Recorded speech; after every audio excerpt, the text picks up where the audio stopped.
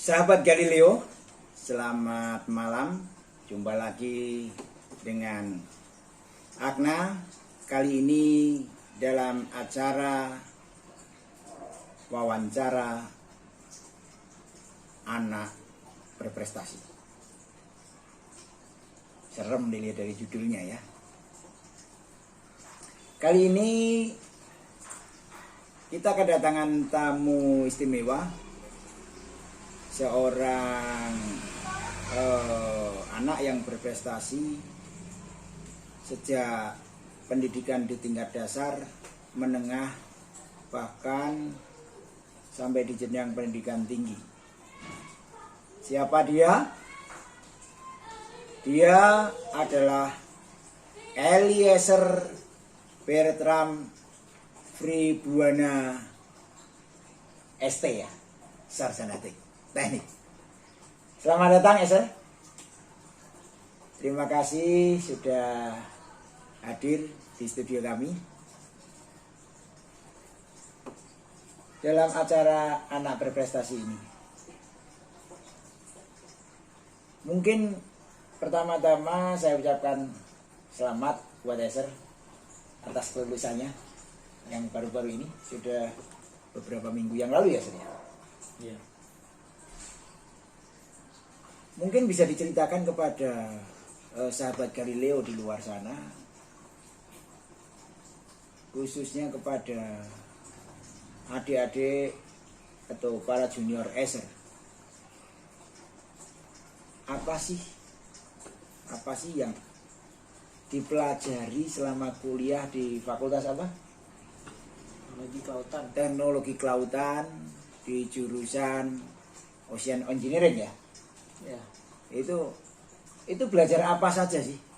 Karena orang-orang di luar sana mungkin kesulitan untuk memahami atau lebih banyak yang salah mengerti.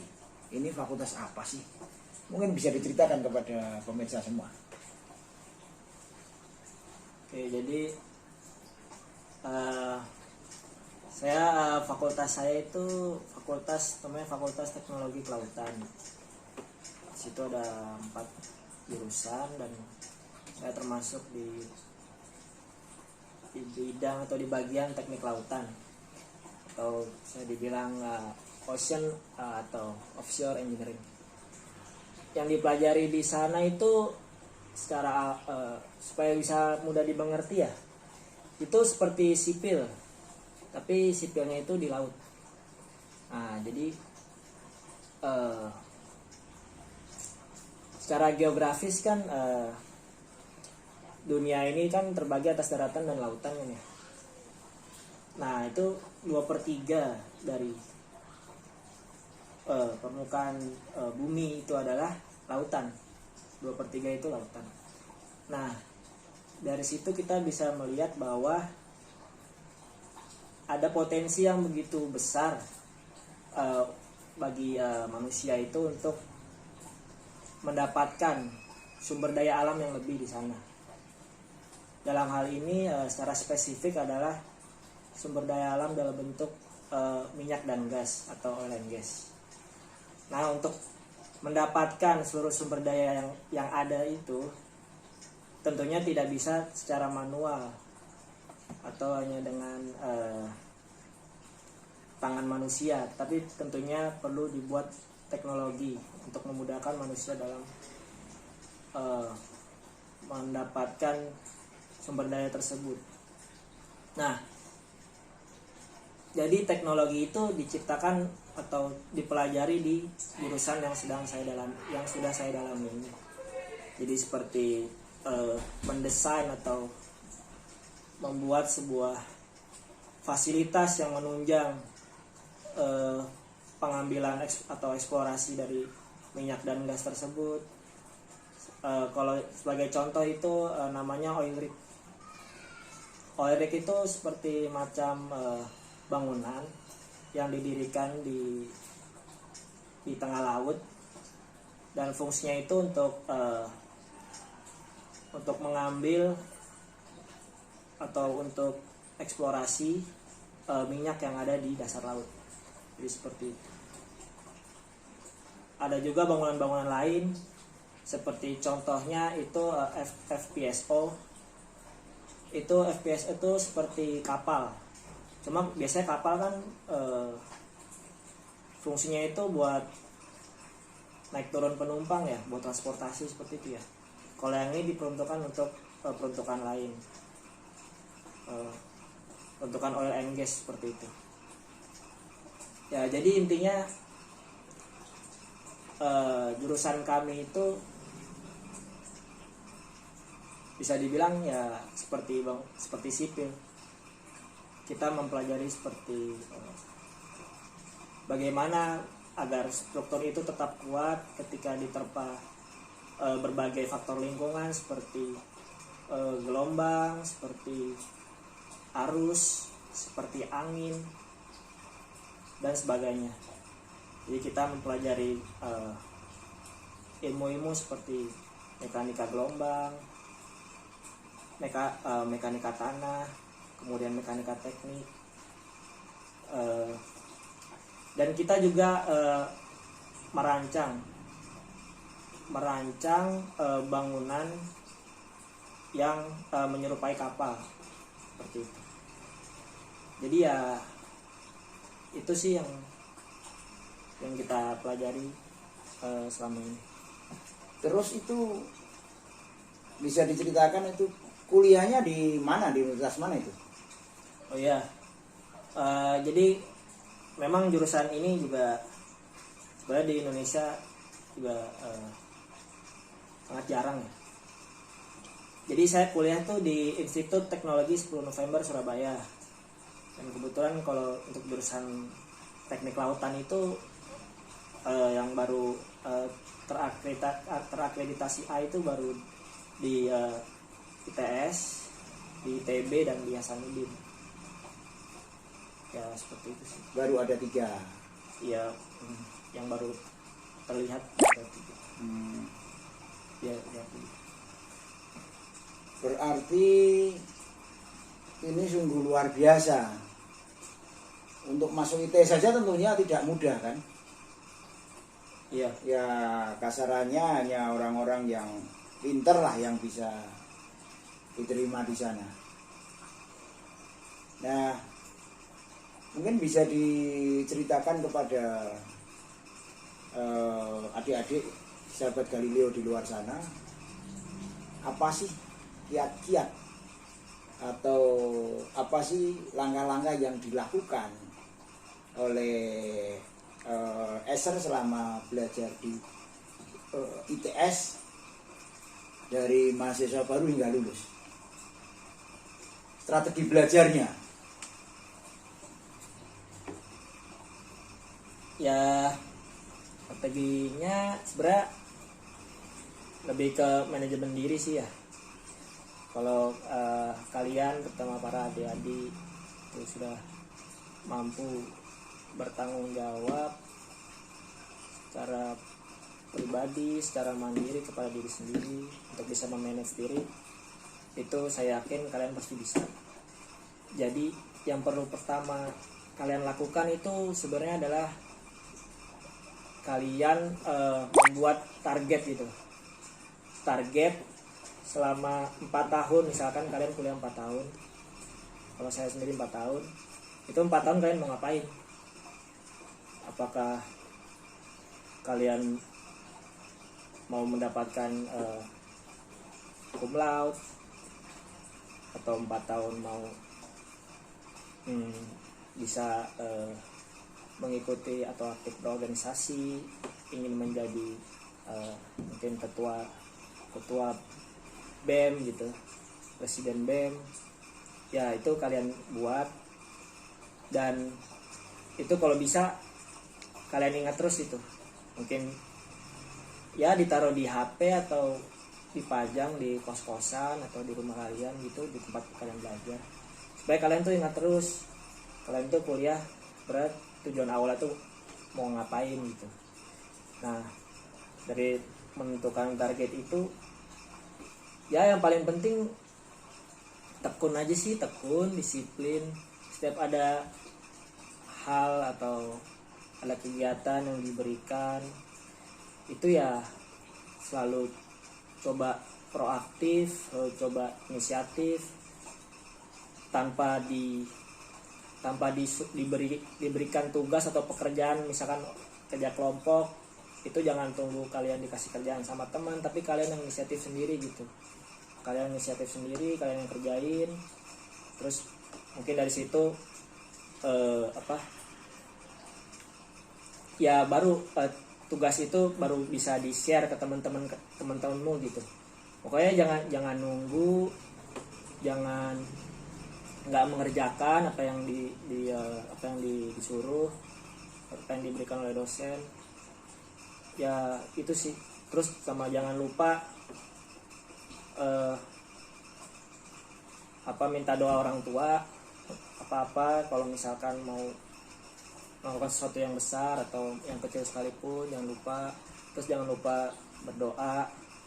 Tetap yang penting tetap yakin sama perlindungan dari Tuhan gitu sih. Itu yang buat kita kuat, itu yang buat kita tuh meskipun misalkan kalian jauh dari orang tua, terus kalian dapat cobaan apa, misalkan kok ini tugasnya banyak banget, berat banget gitu, tapi itu tetap kuat gitu kalian, karena ada Tuhan yang mendampingi kalian gitu. Ya pokoknya intinya yakin aja, yakin, jangan dibawa beban gitu. Karena emang kan targetnya misalkan kalian mau kumlot kan sesuatu yang besar ya, jangan dibawa beban aja, dijalanin. Pokoknya anggap itu sebagai sebuah pertandingan gitu. Jadi cobalah menang di setiap pertandingan gitu, di setiap mata kuliah. Cobalah dapat sesuatu atau nilai atau apapun, atau pembelajaran itu yang semaksimal mungkin gitu. Intinya ya seperti itu sih. Amazing. Ini yang Eser sampaikan ini opini atau pengalaman Eser selama ini, atau best practice yang sudah dilakukan? Itu ya pengalaman sih, lebih ke sharing practice. Iya, sharing practice, karena ya nggak mau kosong, maksudnya kayak berusaha maksimal dalam setiap hal yang diberikan. Kalau kita berusaha maksimal dan kita berdoa, itu akan mendapatkan hasil yang maksimal juga gitu. Ya selama ini seperti itu sih. Jadi memang sejak awal sudah setting objektifnya itu memang kepengen kumlot begitu misalnya, sudah ditargetkan. Iya, jadi tuh aku nggak tahu ya, mungkin kampus-kampus lain gimana ya. Kalau di kampus aku itu dulu tuh ada namanya latihan manajemen diri. Nah di sana itu kita disuruh nulis kayak 4 tahun tuh kita mau ngapain di tes gitu, di pelatihan itu kan. Nah ya di situ tuh aku tulis itu, aku mau jadi ketua UKM, aku mau lulus dengan IPK di atas 3,5 gitu. Yang mau aku mau itu aku tulis. Tahun kedua mau aktif organisasi, tahun ketiga. Dan kalau aku lihat lagi ke belakang atau ke yang list yang aku bikin itu, ya puji Tuhan tercapai semua sih. Ya itu sih, jadi luar biasa ya adik-adik sahabat Galileo. Jadi Eser ini lulus dengan predikat kumlot ya. Kumlot ya. Mungkin masih banyak adik-adik yang belum tahu seperti apa sih, atau apa itu kumlot, itu makanan apa. Dulu setahu saya waktu saya kuliah tuh nggak ada tuh kumlot-kumlotan. Atau karena memang nggak pernah tercapai, atau karena nggak pernah bisa mencapai, jadi nggak tahu. Mungkin bisa diceritakan kepada sahabat Galileo, kumlot itu seperti apa? Paling tidak ya syarat-syarat atau definisi kumlot menurut ITS itu seperti apa?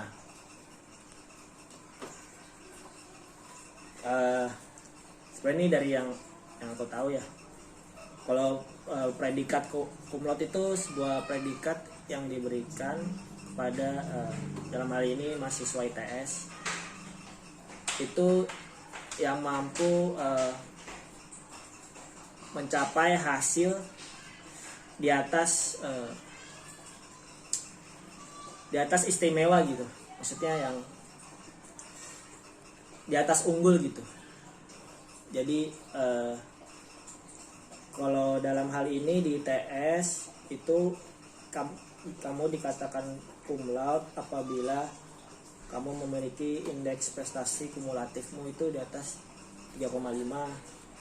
Kemudian kamu menyelesaikan masa kuliah selama 4 tahun dan juga minimal nilai yang kamu dapatkan itu BC dan tidak boleh ada yang mengulang gitu.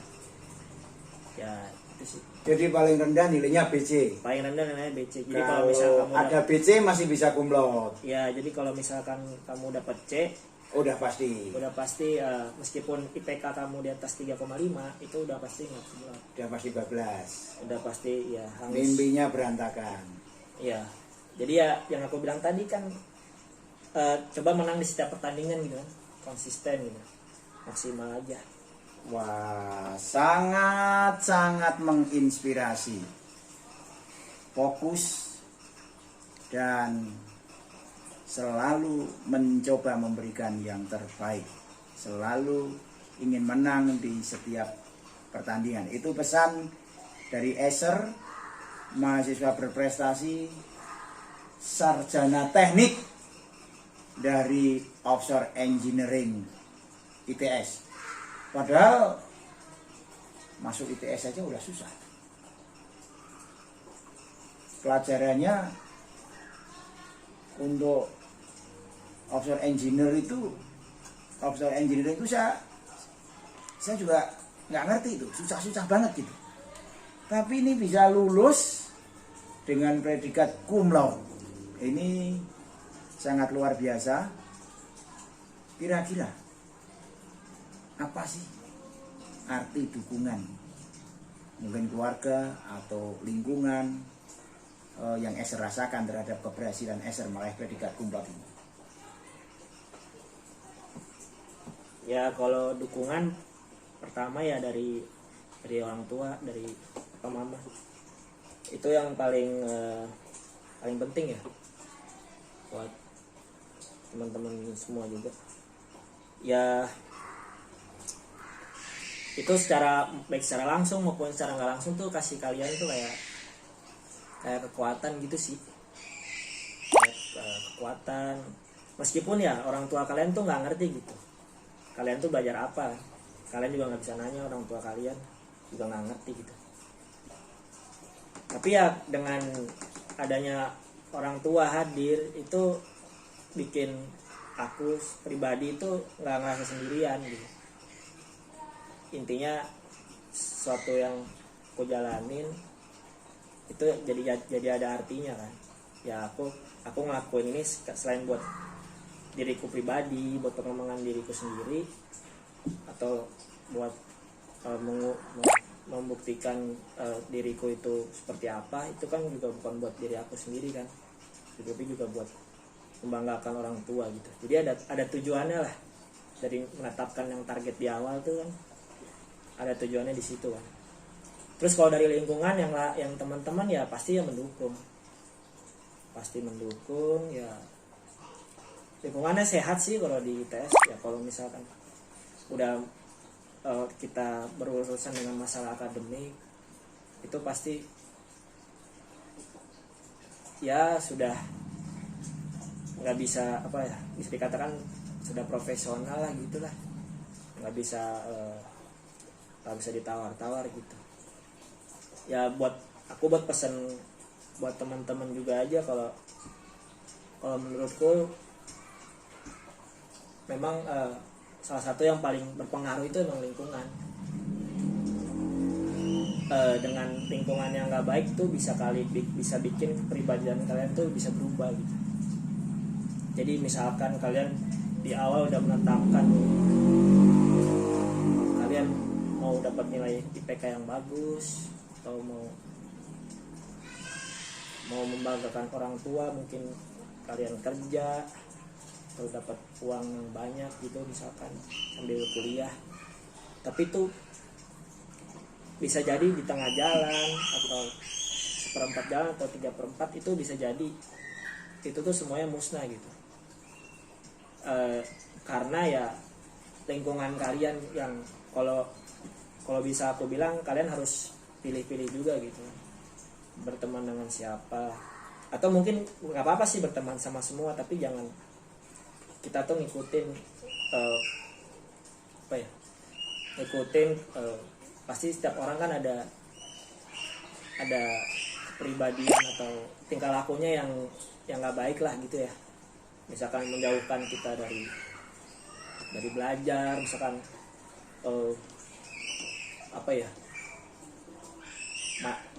ngajak kita untuk main terus gitu ya. Kita harus punya ini sendiri sih, punya filter untuk pribadi diri sendiri sih kalau menurut aku, karena bisa jadi kan orang tua juga nggak bisa kontrol sepenuhnya gitu kan, lagi kalau misalkan kalian jauh dari orang tua pas kalian kuliah gitu. Mungkin bisa diceritakan Eser, bagaimana sih Eser sehari-hari belajar sehingga Eser bisa meraih hasil sempurna, Eser bisa lulus dengan predikat cum laude itu? Yang paling pertama kebiasaan Eser tuh setiap pelajaran di kelas itu selalu nyatet, selalu mencatat apa yang pembelajaran yang diberikan dari dosen gitu. Meskipun itu sudah ada di PowerPoint ya, di PowerPoint ketika dosen menjelaskan, tapi itu gimana ya, kalau buat Eser, buat aku itu tuh bikin kita tuh kan penyampaian dari dosen sama mahasiswa itu kan beda ya, bahasanya itu beda, yang dimengerti mahasiswa dan dimengerti dosen kan beda. Nah cara nggak langsung kalau udah kita nulis sendiri itu tuh kita udah di otak tuh udah kayak mengonversi sendiri gitu loh, bahasa dosen ke bahasa sehari-hari yang Eser paham. Dan kan catatan itu kan ditulis itu kan untuk dibaca lagi ya, nantinya kan bakal dibaca lagi, bakal dimengerti lagi. Nah ya itu catatan itu membantu banget sih, di catatan yang Eser buat itu membantu banget. Dan seringkali apa yang disampaikan dosen itu nggak keluar gitu, maksudnya apa yang disampaikan dosen itu nggak ada gitu loh di materi yang dia kasih. Jadi nah materi-materi yang dikasih itu yang di luar itu dicatat kan, nah itu tuh keluar ketika kuis atau ketika ujian gitu. Nah, yang pertama itu kan Selalu mencatat. Tapi saya banyak catatan juga nih, catatan di warung, catatan pun belanja. Jadi dengan mencatat akan mudah diingat. Ya mudah diingat karena nanti kan ketika buka lagi kan, oh iya pernah catat ini ya, terus sama lebih mudah dipahami gitu. Karena kadang materi yang diberikan tuh gimana ya, bahasa dosen gitu, bahasa dosen. Memang kalau bahasa dosen bahasa Arab atau bahasa apa? Jadi bahasa akademisi gitu loh. Oh, bahasa akademisi. Iya, yang biasa digunakan sesama sama dosen atau mungkin yang sudah bahasa ilmiah, magister ya, bahasa ilmiah. Jadi kan menuju proses itu kan ya catat gitu loh, belajar gitu. Lama-lama sih paham bahasa gitu semuanya, kan masih dalam tahap sarjana.